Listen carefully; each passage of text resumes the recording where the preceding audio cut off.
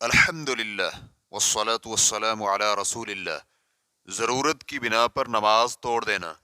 سوال کیا گیا ہے، اگر خطرے یا حادثے کے سائرن بجنے لگیں تو کیا نماز توڑنی جائز ہے؟ الجواب بعون اللہ سبحانہ وتعالی۔ اگر تو کوئی بڑا یا اہم حادثہ پیش آ جائے تو نماز توڑنے میں کوئی حرج نہیں ہے، لیکن اگر معاملہ بالکل چھوٹا سا ہو اور اس کا تدارک ممکن ہو تو نماز توڑنی جائز نہیں ہے۔ اہل علم کا کہنا ہے کہ کسی غافل شخص کو ہلاکت سے بچانے کے لیے نماز توڑنی واجب ہے۔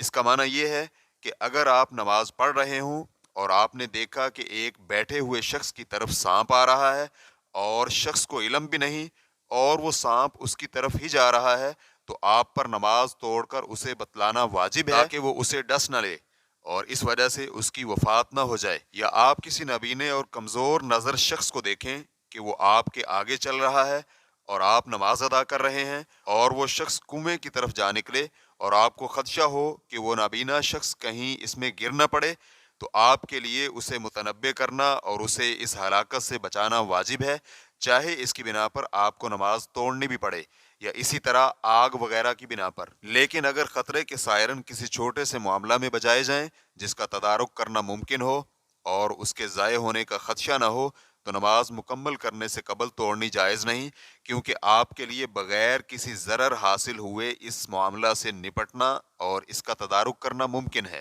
فتوی الشیخ محمد صالح المنجد، اسلام کیو اے ریکارڈنگز، مؤسسۃ الشیخ محمد صالح المنجد، المملکۃ العربیۃ السعودیہ، فتویٰ نمبر 3878۔ والسلام علیکم ورحمۃ اللہ وبرکاتہ۔